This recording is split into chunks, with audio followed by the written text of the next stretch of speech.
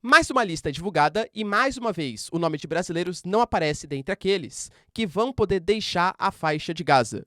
Por que será que o Brasil está sendo, entre aspas, boicotado? Será que os brasileiros estão presos em Gaza? Vamos discutir no vídeo.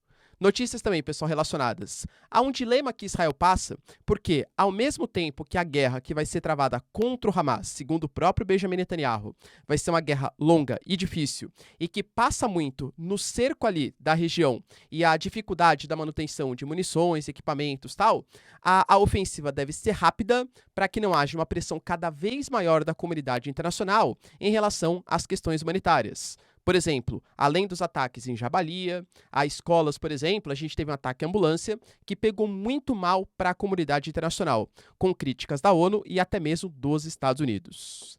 A gente tem também, pessoal, o Antony Blinken, representante dos Estados Unidos, indo até a Jordânia e depois visitando a Turquia, com objetivos bem claros: se aproximar de países árabes islâmicos e, pasmem, a ideia da criação de um Estado palestino. Como assim? Para finalizar, pessoal, a Ursula von der Leyen, representante da União Europeia, visita a Ucrânia e garante que o apoio não acabou. Mas, ao mesmo tempo, a gente tem o Zelensky e o próprio comandante-chefe também das forças ucranianas garantindo que a Ucrânia está esquecida nesse momento. Vai lembrar que o fundo de financiamento dos Estados Unidos para a Ucrânia também secou, segundo o próprio Estados Unidos. Se vocês querem entender um pouco mais sobre esses assuntos, e muito mais também sobre geografia, geopolítica, atualidades, política, polêmicas, enfim, tudo para você se manter sempre bem atualizado, já se inscreve no canal, deixa seu like, compartilha esse vídeo, que eu, professor Ricardo, conto muito com a sua ajuda. Belezinha? Pessoal, para quem não me segue no Instagram, hein, @prof_Ricardo Marcílio, me segue lá e me apoia, pessoal, PrimiBest, tá? Já tô entre os top 3, é a última fase da votação. Vai lá, pessoal, coloca lá, né, meu nomezinho e tal, aperta lá, que eu vou ficar super grato com vocês, que eu tô concorrendo a Influenciador da Educação 2023. Pessoal, apoia lá, pra mim vai ser super importante. Tamo junto, link na descrição. Então, bora lá pro vídeo, pessoal, que hoje o assunto ele é bem relevante, né? A gente teve, primeiro, mais uma lista sendo divulgada e, mais uma vez, o nome de brasileiros não está nessa lista. A gente fala, pessoal, aproximadamente, tá? De dezenas aí, 12 mil pessoas que estão posicionadas na faixa de Gaza e que não... 6 mil pessoas, desculpa, tá? 6 mil pessoas, pessoal, que estão posicionadas na faixa de Gaza, que são estrangeiros, que estão esperando a autorização para abandonar a faixa de Gaza. Já foi um acordo mediado pelo Catar, que tem a anuência do Egito, de Israel, do Hamas e, claro, dos Estados Unidos também.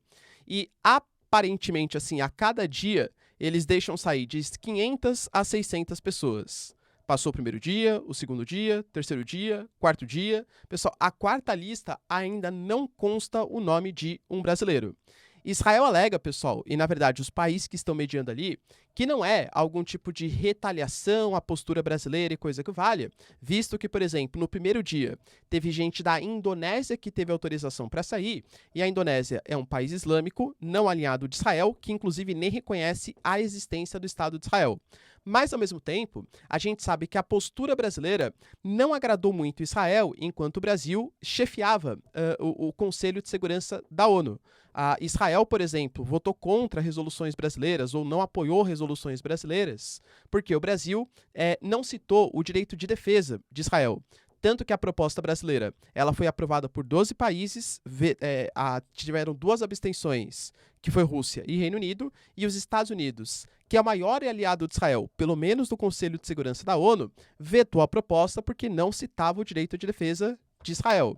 Israel fez algumas críticas, falando, por exemplo, que a América Latina, nesse momento, que tem, né, convocação de embaixador, rompimento de relações diplomáticas, não está entendendo muito bem a situação, inclusive citando o caso do Brasil, tá?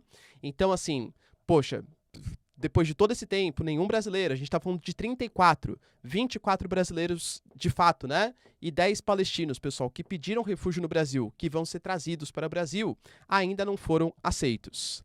Segundo Mauro Vieira, houve conversas com o Eli Cohen, né, que é o representante de Israel, e ele garantiu que até quarta-feira a autorização para os brasileiros saírem vai acontecer e que isso pode ser antecipado. Ah, professor, quarta-feira, pô, eu tô gravando aqui no sábado, né? São mais 3, 4 dias aí, pô, tranquilo, né? De boa. Cara, tranquilo talvez pra você que esteja sentindo uma posição mais confortável. Não esteja num país numa situação de guerra, em que você não tem entrada de alimentos, de energia, de água. Pô, a gente tá num caos humanitário, em que mesmo as posições mais ao sul vêm sendo alvo de constantes ataques por parte de Israel, mesmo disparos também do Hamas, né? O Hamas, cara, utiliza aquela população como escudo humano, isso é fato. Então, assim, cada dia que se passa é um caos humanitário maior e é um risco para a vida dos brasileiros tá maior também. Ou seja, possivelmente, tá? Segundo Israel, não, mas segundo a leitura brasileira, é algum tipo de retaliação à postura que o Brasil adotou. Mas até quarta-feira, os brasileiros sairão de Gaza. A gente teve também, pessoal, uma notícia importante relacionada a uma declaração do Benjamin Netanyahu. Por quê? Para quem não sabe, né, o Antony Blinken, representante dos Estados Unidos, fez uma visita a Israel. Conversou com o presidente de Israel e também com Benjamin Netanyahu, atual primeiro-ministro. Cara, garantiu, né, que Israel tem todo o direito de defesa, que os Estados Unidos vai continuar ajudando, inclusive com equipamentos e com armas, é fato, tá?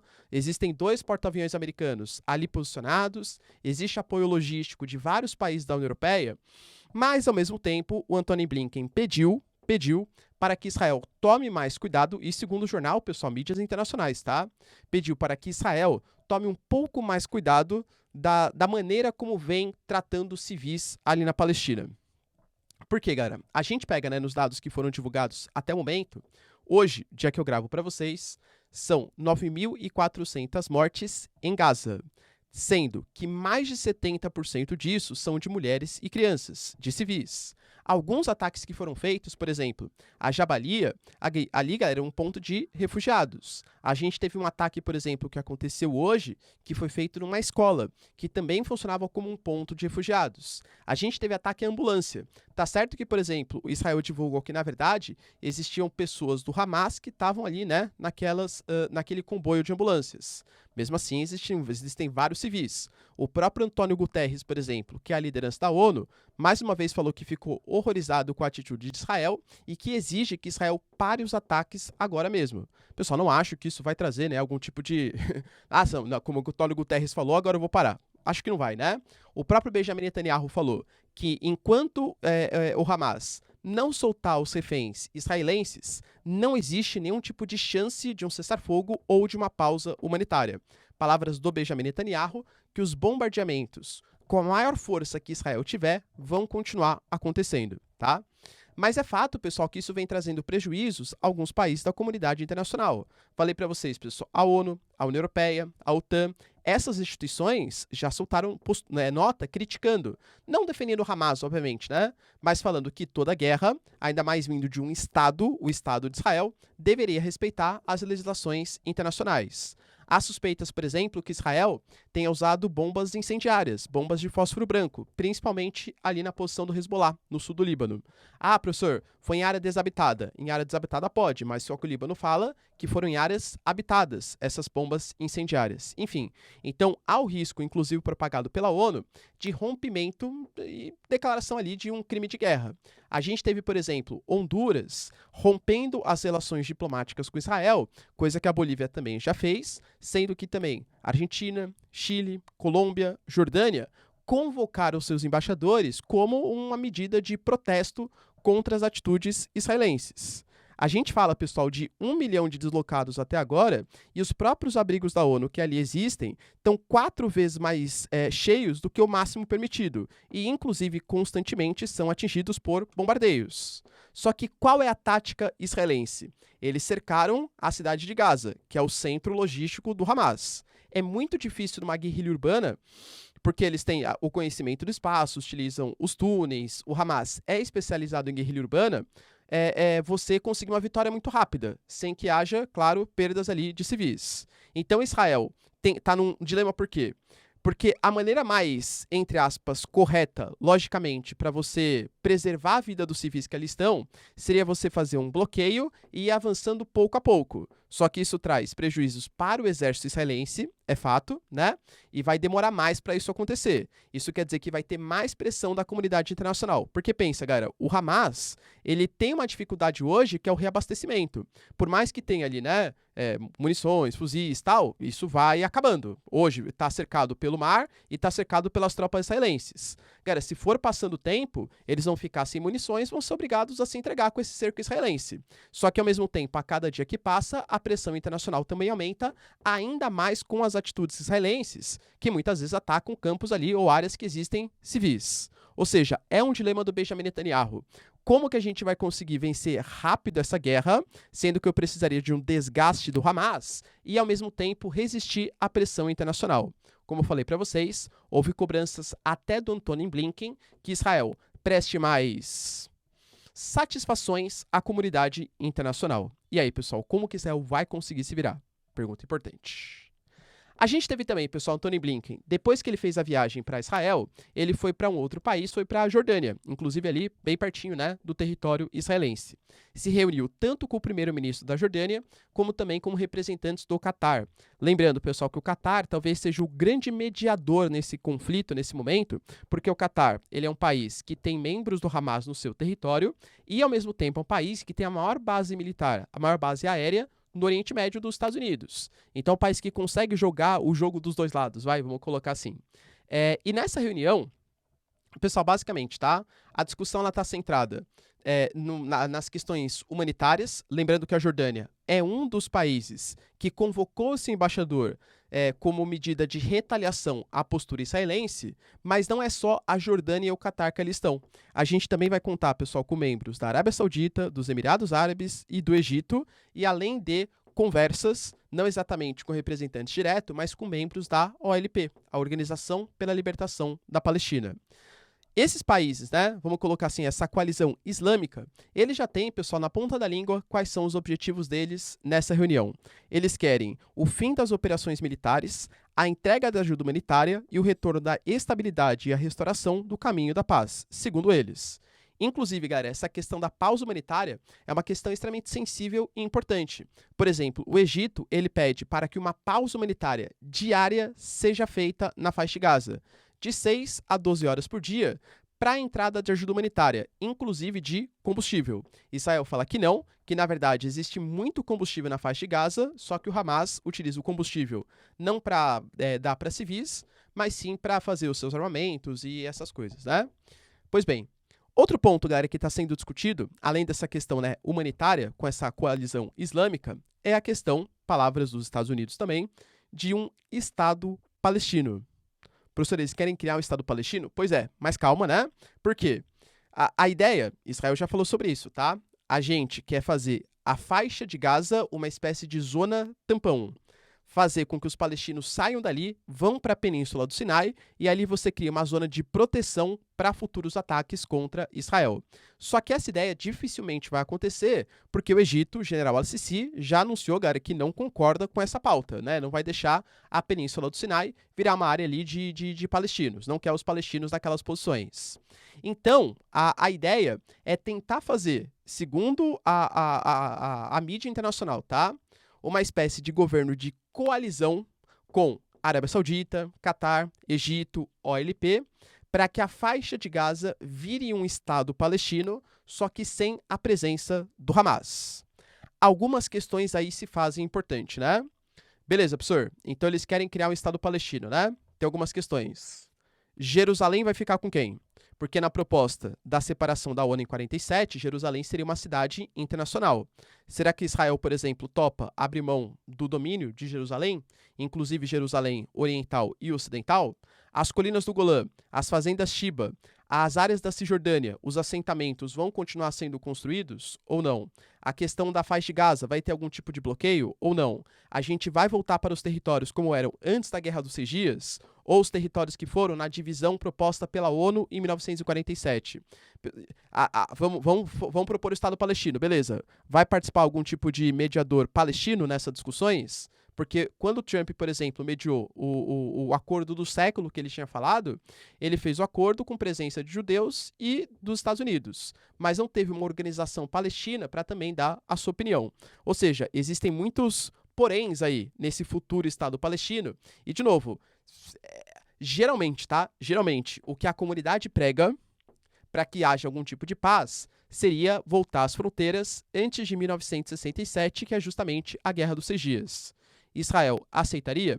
E vamos imaginar que Israel aceite. Só que daí, por exemplo, você tem o fortalecimento de um grupo como o Hamas ou como a Jihad Islâmica, que é um grupo que não aceita a coexistência de dois estados, que aceita somente, que quer a destruição de Israel. Aí você vai falar, tá vendo? Ó, eu fui lá, aceitei o acordo e tal, e começou a crescer um grupo que prega a minha destruição. Como que eu posso dar independência para eles se eles vão se fortalecer, se militarizar e querer destruir o meu país? Então existem muitos pontos polêmicos que não sei, galera, se vai ser o Antony Blinken com uma conjuntura de países islâmicos sem a presença direta de uma organização palestina que represente todos os palestinos, vai garantir.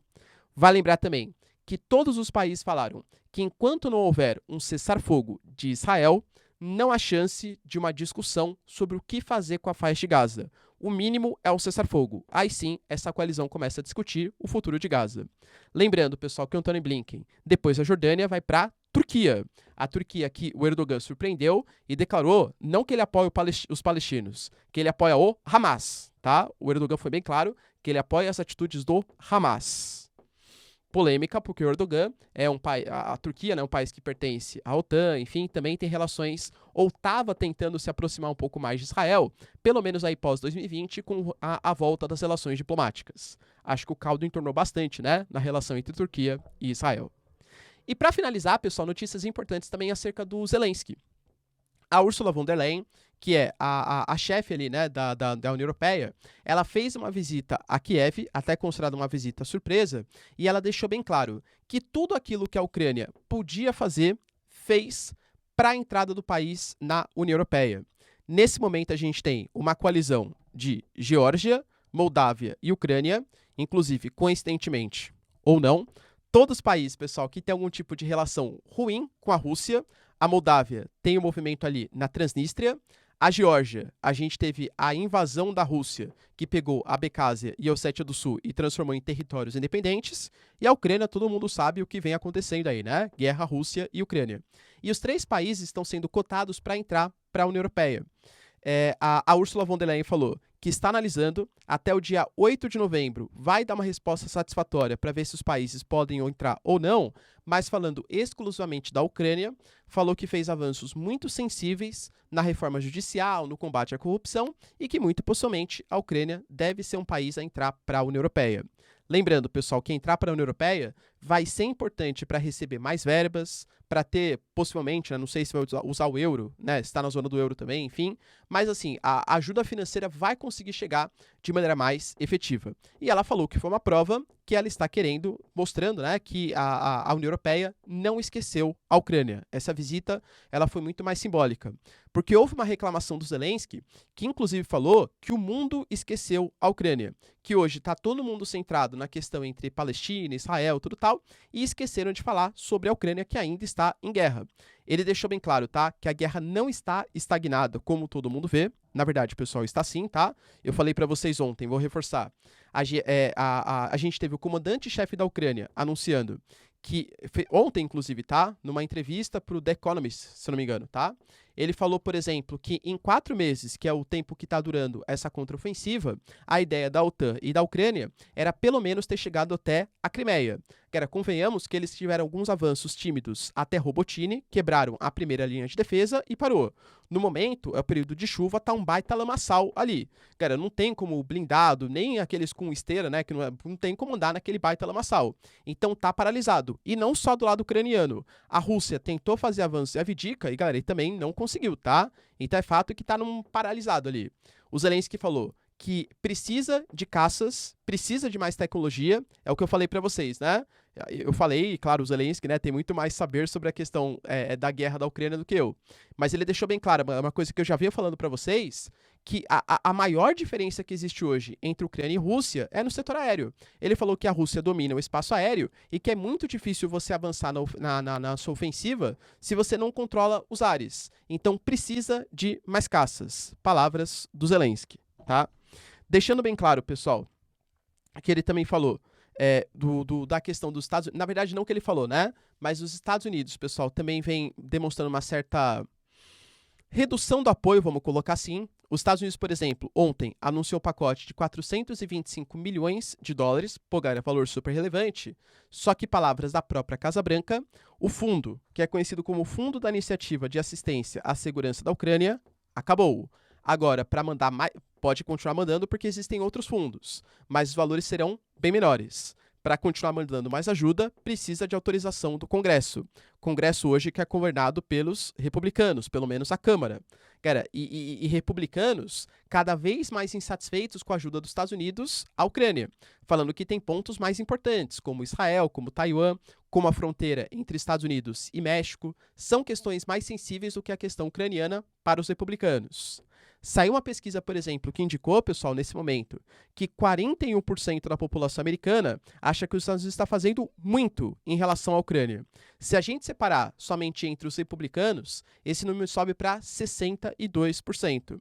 Ou seja, a gente percebe um certo cansaço e somado às declarações da Giorgia Meloni, que caiu numa pegadinha, inclusive para russos, tá? Que se fingiram de diplomatas africanos. Ela falou, olha, eu estou preocupada porque eu vejo também que os meus pares europeus não estão mais com toda aquela vontade de ajudar a Ucrânia. Ou seja, pessoal, estagnação da ofensiva, período chuvoso, casos de corrupção e mais algumas coisinhas pode complicar a situação da Ucrânia na sua contraofensiva. Beleza, pessoal? Deu para entender os principais pontos? Se vocês curtiram o vídeo, então, ó, já deixa seu like, se inscreve no canal. Tamo junto, beijos, abraços e tchau, tchau.